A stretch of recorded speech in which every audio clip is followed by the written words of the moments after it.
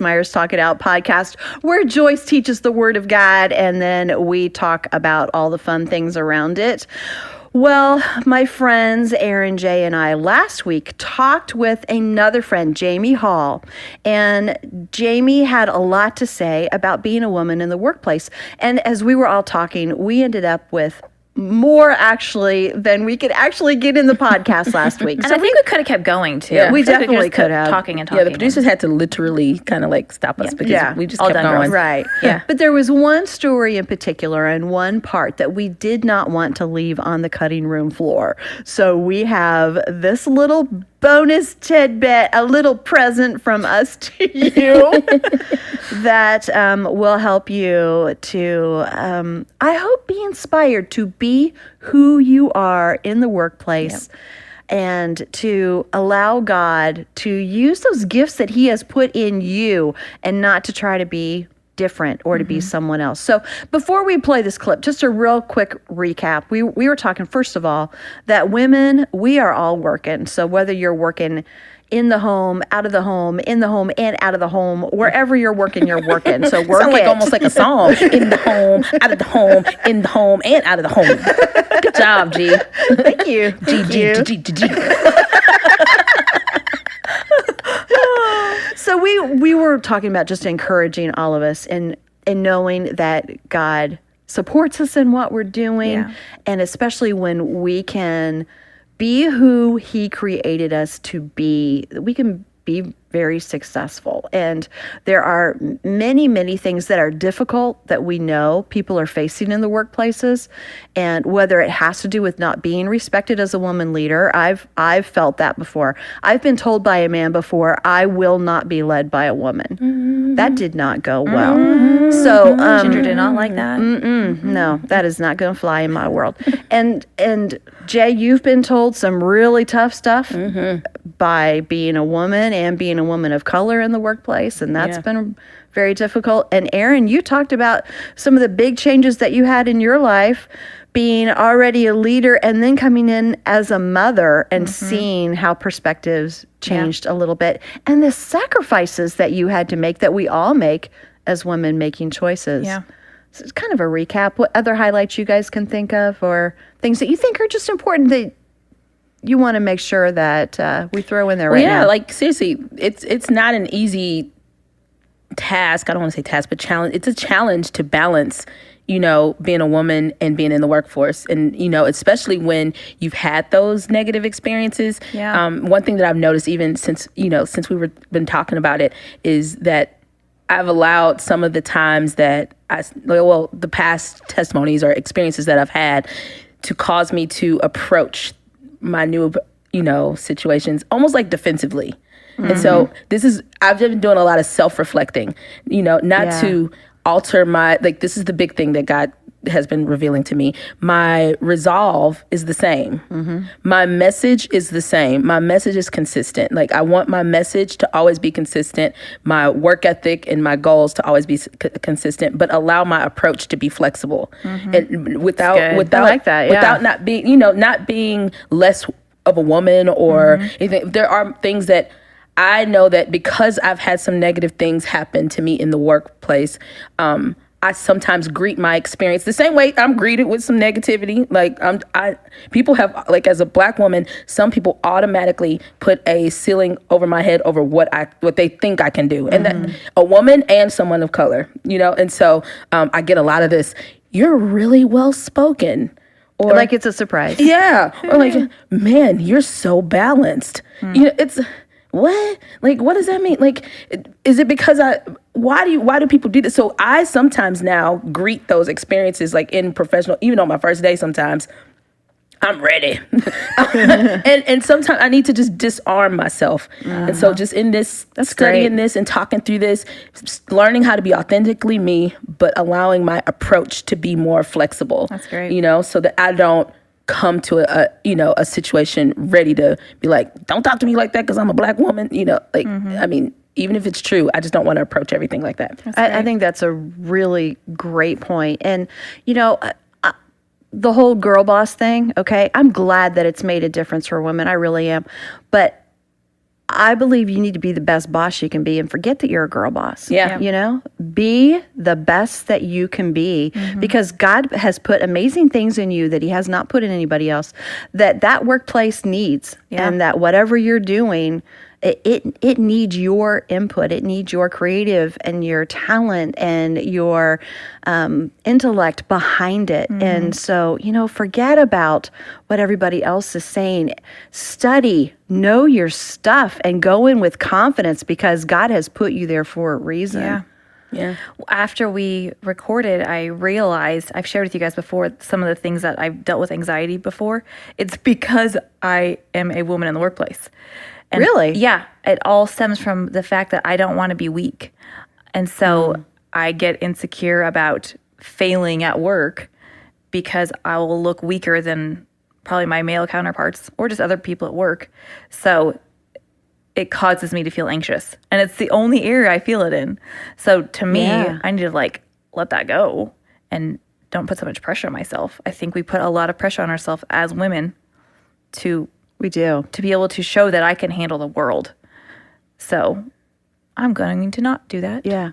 Well, let's do this because that's a new thing that you've brought up. Yeah. Erin. So that was just, I mean, wow, what a special nugget to drop on the special Yeah. You didn't know that was nugget. coming. I forgot I was going to tell you. Because we've been talking about this anxiety piece for since the beginning of Talk It Out. Yeah. And so Wow. the fact that you actually Look what I figured out, guys. congratulations. Thank you.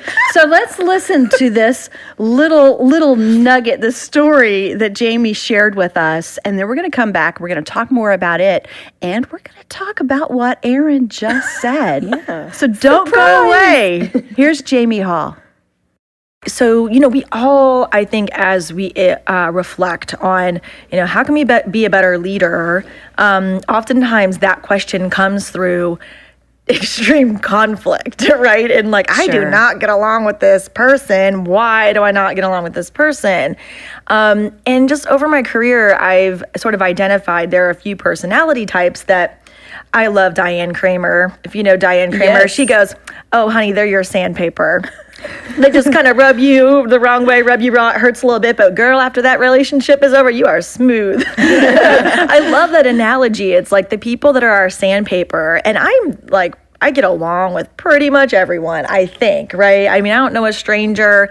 And so if I have a conflict with someone, it just weirds me out because I'm like, I mean, and I'm also a people pleaser. I have a little bit of approval addiction. Yes, it's a great book. You should read it. And so I've learned a lot about, okay, where am I going awry and just wanting to gain this person's approval versus, okay, we got to figure out a way to work together.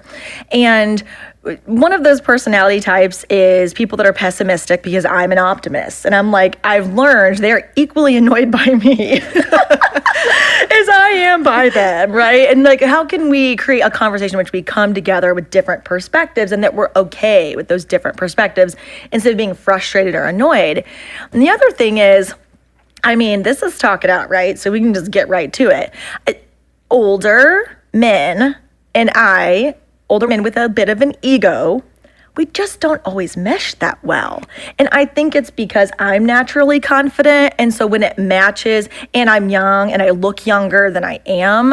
And so when there's an older man and I'm there saying we should do this, there's no, we shouldn't. I'm the boss. I'm the leader. And that it creates conflict. And I was processing that through with one of my peers and saying, can you help me figure out how can I be approaching this demographic differently? Because I feel like I'm turning this demographic off in some way. And, part of that has cost me responsibilities, expanded roles in the past. And I don't want to keep my career being at a detriment, right? I'm in the legal industry. There's a lot of older men in the legal industry with egos. These are my clients now, right? I got to figure out how to make it work. And the advice I got was, well, you come into the room with your dresses and your red heels, and you just kind of show up in the space. And I think that kind of turns men off sometimes. And maybe if you had to downplay that femininity, because that's sort of sending the wrong message, right? If you just try to I don't know, don't become masculine, but just try to fit in, right? It's that that's the message I got, was just try to fit in. And this peer was very well intending, right? And a different generation female from me. And so I get where that was coming from. Also, she's been a part of a very traditional conservative organization run by, prominently men. And I actually was like taking that to heart and thinking, okay, maybe that's what I should do, And I was wearing my red heels one day and I had this revelation that I was like, no, that is my inauthentic self, and it's not about my ability to be successful as a leader should not be dependent upon my footwear.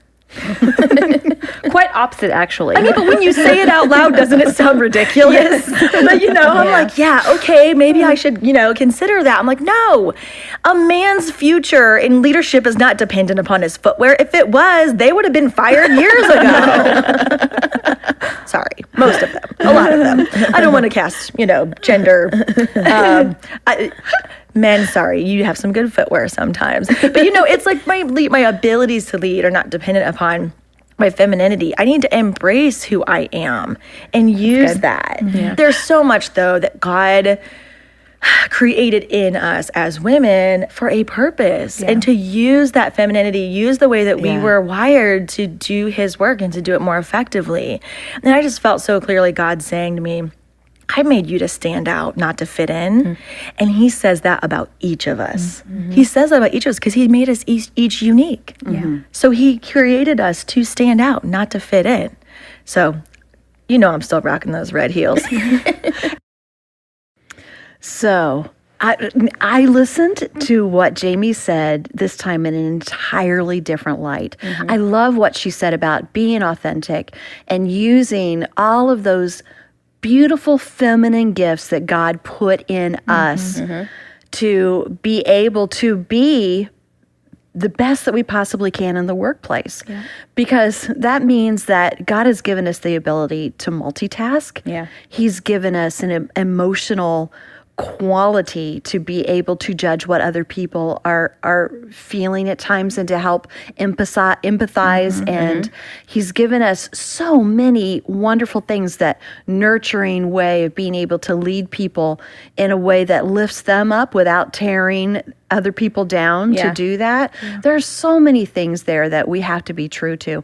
But this time I also listened to it in light of what Erin just said, that little bomb that you dropped on us. Yeah. And I think there's so much in what she just said for you as well, because you are such a great leader, and there are so many skills and talents that God has put in you that we all love and embrace, and that he is using in his kingdom and in Joyce Meyer Ministries to further what's happening.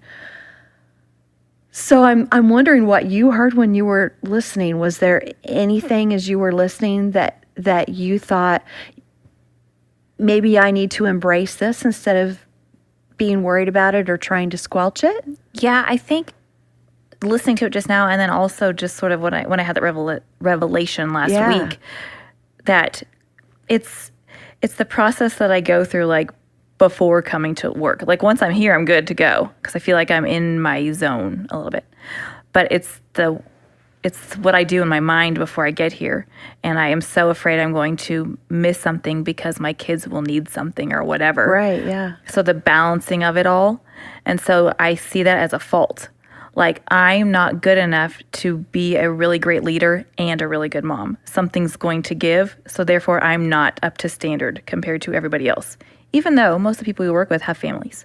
But, in my mind, I'm the only one.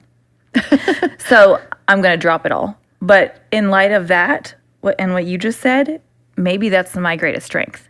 Because I can multitask.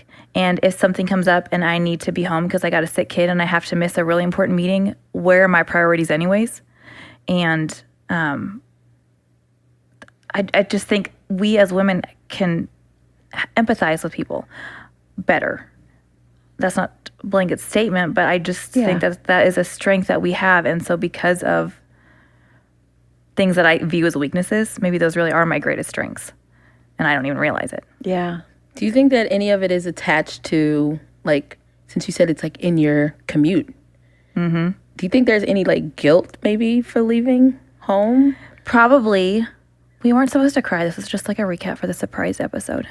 Probably because it started when I had Caden and when I went back to work.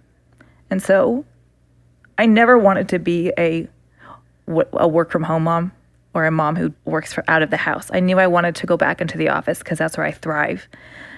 But leaving did cause me a lot of guilt because so many friends were staying home. And then, so there's the guilt of that. But I also I would feel guilty if I missed something at work because I have a kid who needs something. So it's just this constant like pull of my, I don't know, heart and my mind. Yeah. But yeah, it all started after I had Caden. There's so much guilt in what you're talking about, in what so many of us as women face. I remember that feeling also of, what should I do? I feel called to this. Yeah. Oh, yeah. And I feel called to this. Nothing's more important than my family. Absolutely. But I know that God has put something in me that I feel he's calling me to do. And so it's very hard to balance everything without feeling some guilt. And then there's, unfortunately, guilt that you, rightfully so or not, feel from other women. And, when my girls were little, I actually went through a really, really tough time where several of my friends got very negative about what I was doing and just frankly said I was a bad mother because I wasn't at home full time with my kids. And at that time, I kind of had a foot in both worlds. So I was working part-time and I was at home part-time. And so I didn't fit in anywhere.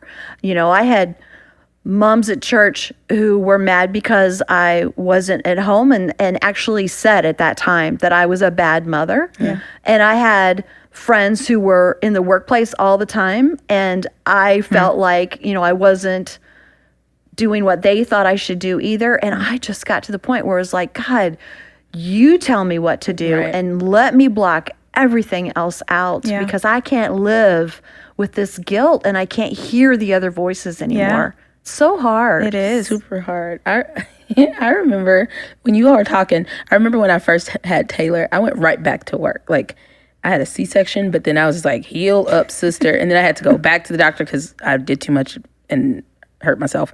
And so I had to go back to the doctor. But as soon as I healed up, I went, because I got this job at a marketing agency that I was really, really excited about. And I remember going to that agency and I still wanted to pump because one of the things that everybody made me feel like really guilty about was like if I was going to breastfeed or if I wasn't, like, and how are you going to do that if you're working? And I remember being in the little bathroom at this marketing agency, like pumping, Aaron used to call it going to church. Yeah, I got to go to church. I'll be back in 30 minutes. So I would have to go probably be in the stool, like, I love the sound effect. That's how I felt, like a cow. With my little suit on and like in the bathroom, like just pumping. And I remember sitting in meetings and being engorged and then like it's leaking through my suits. I remember that too. I gotta go. Yeah, I was like, gotta go now. I just remember all of that. I remember being jealous of my mom because she was watching Taylor at the beginning and some of the milestones that were happening. So I just remember all of that. And so I just wanted to share that with you. Like, you aren't alone with feeling like that. I'm sure a lot of people listening have felt that guilt of it, which gives you anxiety because you're like, I know I'm supposed to be doing this, but I feel like I'm dropping the ball on something else. I think that's exactly what it is because I feel like it's a tension of, am I a mom or am I a worker? Do I go to work? Which one am I? And it's like I have to choose. And I want both because I know I'm called to be a mom, but I know I'm called to my job. Yeah. So it's that tension of like, which one do I choose? If I have to choose, what do I do? And yeah. And we all make sacrifices. Right? Yeah. We all make sacrifices no matter what we choose. And you may have something very firm in your mind. This is right. This is what everyone should do. Or at the very least, this is what I needed to do. And what we need to do, honestly, is come right back to the center of asking God what he wants for me at this time, because it may change as well. You may be in one situation for a while and for that season, and then it may change to something else. And one of the hardest things is to hear God's voice when he's talking through that and not hear everybody else's. Yeah. So that's a lot to ask of of any of us. Yeah, and one other thing that I wanted to throw in there, I know this is just a nugget, but this is a topic, okay? But seriously, when It's a good nugget. when Jamie was talking about her red heels, of course I was thinking like, yeah, red heel revolution, but I hate heels. Like Me too. I'd be like a tennis I'd shoe be like, revolution. yeah, red sneaker. Like, I don't like heels. They hurt my feet. And so, but I instantly thought, we talk about the fact that, I'm black. Okay. So one of the things, I don't wear heels, right? But one thing that always makes, like, that I've thought about toning down in different work environments is my hair. No. It's I always worry about my hair and how much I change it. Like, black ladies, a lot of all my sisters out there, like, we like to change our hair, and a lot of white people like to touch it, but especially when I change it. But that is a part that's one of my the things I look most forward to. Me too. Like, Is to seeing exactly. and then I tend to like change my Bitmoji based off of my hair. You do. I'm trying to stay really connected to it. But in a professional setting, it does, like, that's one of the things that's like toned down like that. But that's a part of my femininity that I still like to express that. So, and then people are like, is that your real hair today? Or don't ask us that. Does it matter? It doesn't matter. It's real to me, okay? But that's one of the things when I was like, well, what do I have that's my red heel, that I try to tone down. And my hair is a big deal for me, even like, and how my hair is typically helps me figure out how I'm going to function, or like, like if it's a power hairdo, if it's a spicy hairdo, like what is it? And so I change my hair quite often. So I just thought of that when she talked about the red heels. That's fun. Yeah, and that's Yeah. Don't squelch. I like that word because I always say squash, but it's squelch. You said that you earlier. can squash or squelch. But squelch. Either squishy word works. Just don't do either of them. Squelching sounded a little more like.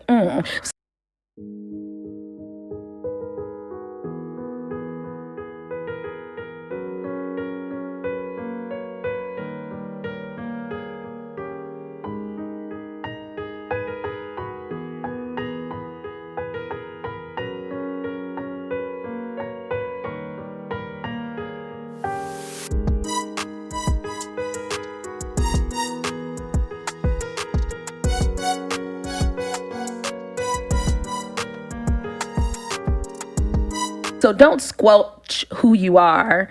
Be your authentic self. And if that means changing your hair or wearing your heels or wearing your sneakers, be who God has called you to be. Or be a mom who stays home with your children and love it. Yes. Or be a mom who God calls you into the workplace and you're still a great mom at home and you do the work thing, and you're going to hurt sometimes. And you're going to make sacrifices. But if you are totally seeking God, God promises that when you seek him, you will find him and he will speak to you. Absolutely. And he will give you what you need for that time to do what he asks you to do. So that's where our so good. confidence has to lay. I think that's something that all of us young moms need to hear, is that follow God's peace. It doesn't matter what it looks like. If it looks different than all the other moms that you're around, you go where God tells you to go, and that is all that matters. And I can say that I've had more peace because I've done that.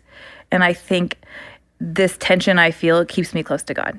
And it's not something I want, and it's something I continually give to him, but also it makes me rely on him. Yeah. So that's not all bad. And also, if you're a lady out there if you're a single lady and you want to start that business, start it. You know, if you want to weld. And if you're an empty nester and want to do something, do it. Yeah. Like, be who God, like, we're all in this together, and we're all seeking to live our fullest lives, the potential that God has set for us. So don't live in fear. Don't say like, well, that's a guy job or that's this. Like, just go out and do it. Be confident in God it. told you to do. Yeah. Well, we hope that you've enjoyed this little extra tidbit. And now for an added bonus, we have an invitation. Hey, that was cute. We have an We're so invitation for you, something super fun coming up that it will not be right unless you're part of it. And this is the Love Life Girls Night In with Joyce. It is a live, interactive streaming event. So you can be at home with your